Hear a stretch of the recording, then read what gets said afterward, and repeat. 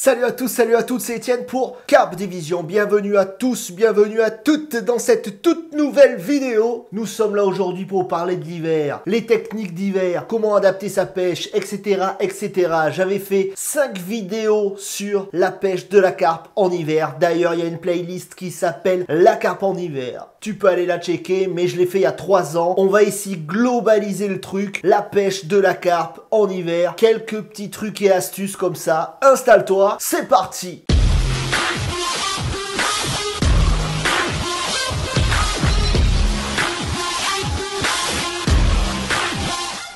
Si tu es nouveau sur cette chaîne, bienvenue à toi, regarde cette vidéo, fais-toi plaisir et à la fin si ça t'a plu, n'hésite pas à t'abonner, n'oublie pas. Donc, vouloir donner des petits trucs et astuces comme ça pour pêcher la carpe en hiver, c'est bien joli, mais les trucs et astuces ne seront pas les mêmes si tu pêches en étang, en gravière, en rivière, je ne sais où. Là, on va se baser sur la petite pêche coquine d'hiver, la petite pêche que la plupart des pêcheurs font, le petit étang à côté de chez soi, le petit plan d'eau qu'on connaît bien, des plans d'eau tout à fait normaux, des plans d'eau qu'on connaît tous. On va pas partir sur comment pêcher sur un grand lac ou comment pêcher sur une grosse rivière. Voilà. Les petits spots coquins tranquillou, là tu vas pouvoir appliquer ces trucs et astuces que je vais te donner maintenant. En fin de vidéo, je te mettrai un petit extrait de comment moi j'adore pêcher en hiver sur mon plan d'eau. Ça sera en fin de vidéo. Encore plus que sur toutes les saisons, en hiver, il va falloir adapter sa pêche parce que le poisson n'est pas très mangeur. Le poisson n'est pas très mordeur. Il est tranquille, il est au fond de l'eau, il caille, il n'a pas trop envie de se dépenser, il mange pas comme un gros porc, il est tranquille.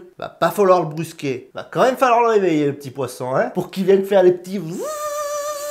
Le premier conseil et truc et astuce que je pourrais vous donner, c'est d'adapter vos montages à la période hivernale. C'est-à-dire, les conseils, t'en fais ce que tu veux, mais tout d'abord, raccourcir un petit peu ses bas de ligne. Pourquoi raccourcir ses bas de ligne? Parce que lorsque le poisson, il va engamer l'appât et ton hameçon, il va être tout de suite en contact avec le poids du plomb et du coup il va se ferrer beaucoup plus facilement. Alors que si tu mets un bas de ligne d'1 km, le temps qu'il gobe le truc, si ton bas de ligne n'est pas bien étalé ou quoi, qu'il se rende compte qu'il a un truc dans la bouche, tout ça, le plomb il n'aura pas le temps de faire l'effet escompté, c'est-à-dire d'auto-ferrer la touche.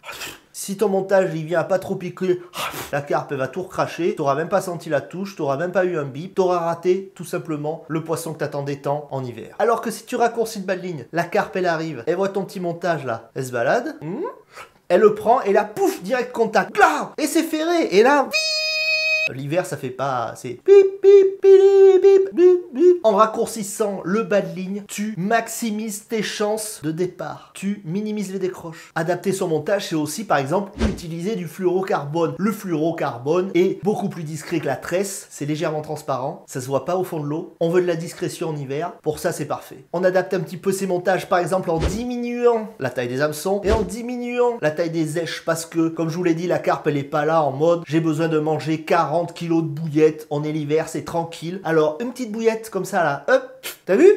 Elle était là, elle est partie, tu l'as même pas vue. Parce que pourquoi? Parce que c'était une petite têche, elle était coquine, elle était posée sur le fond comme ça, facile à manger.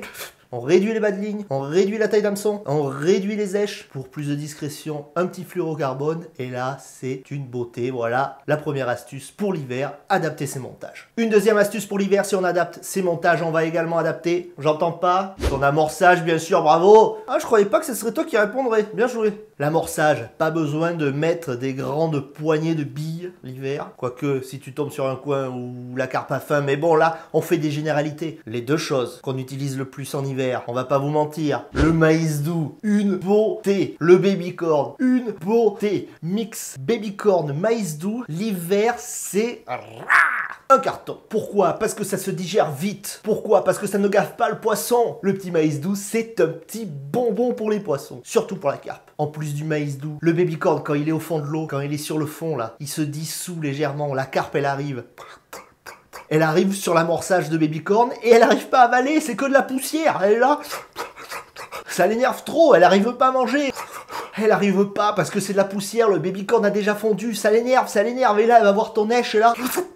Départ! Faut être malin! Faut être malin! Maïs doux et baby corn en amorçage. L'hiver, c'est une beauté. Avec 2-3 petites billes coupées en deux. Nous, en hiver, on utilise essentiellement l'écurie miel de chez Karpfen. Une petite beauté. Les tutilles, elles sont coquines aussi. Un petit troisième truc et astuce, un petit conseil. On entend partout ce conseil. Pêcher en hiver sur les spots, sur les endroits que vous connaissez. On vous dit ça partout, on vous le rabâche en hiver de pêcher sur les spots qui donnent pendant toute l'année, qui ont donné des carpes, pour vous être sûr que les carpes se nourrissent dessus. Voilà, comme ça, pas de mésaventure. Spot efficace, zone où il y a du fish, zone où le fish se nourrit. On pêche sur ce spot au printemps, on pêche sur ce spot en été, on pêche sur ce spot en automne, ça a donné. Pourquoi ça ne donnerait pas en hiver? Mais surtout, l'avantage que je vois à pêcher un spot et un endroit qu'on connaît, c'est surtout qu'on va être, mais beaucoup plus discret que sur un spot qu'on connaît pas. Quand on arrive sur un spot qu'on connaît, on n'est pas là à sonder, on va pas venir gratter le fond avec le plomb là pendant des heures pour trouver une petite tache de gras ou une petite tache de cailloux. Quand tu connais ton spot, bam, tu mets le montage, tu postes, t'as fait un lancer, point. Discrétion assurée. C'est ce qu'on recherche l'hiver. Ça évite de lancer ton dipper là, 20 fois là sur le spot, après va pêcher dessus. L'hiver, si tu connais, hop, tu lances une fois, pouf, c'est posé, une beauté. Pas besoin d'en faire plus. En plus de ça, ton spot, tu le connais, tu vas t'installer beaucoup plus rapidement. Tu sais où il faut mettre ton rod pod, tu sais où mettre ta tente, tu sais où il va falloir épuiser ton poisson. En été, tu peux arriver, mettre des grands coups de bombe, gratter, lancer ton dipper. T'as des baigneurs, t'as des pédalos, t'as des chiens qui se jettent là. Eh, ça va ton chien tranquille? Vas-y, baigne-toi sur les cannes, pas de problème. Voilà, il y a de l'activité, le poisson, que tu lui rajoutes un petit peu de bruit, c'est pas très grave. Mais l'hiver, la nature est endormie.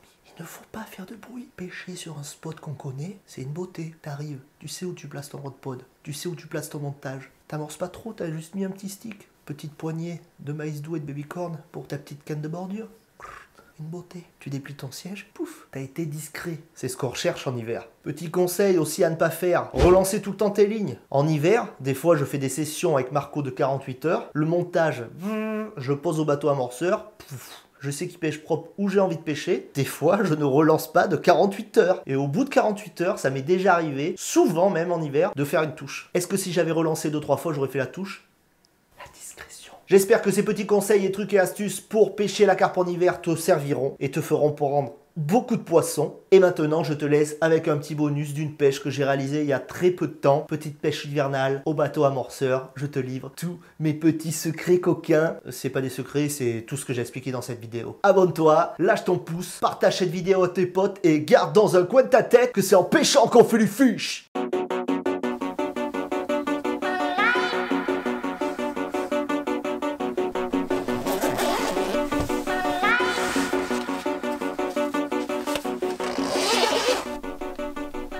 Ça, c'est ce que l'on appelle du baby corn, du maïs doux, de la bouillette. Regardez-moi cette beauté. Ici, c'est de la curry miel de chez Karpfen. Et son dip. La bille, je l'éclate à la main. Voilà, je la coupe en deux. Oh, mais c'est curry miel.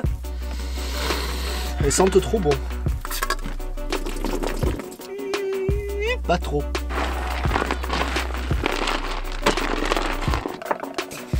Hop.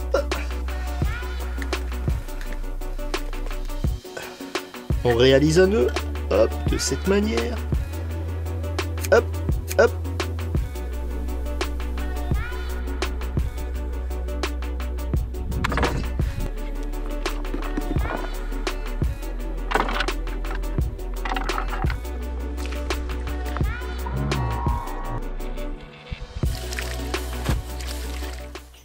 La petite Mimi.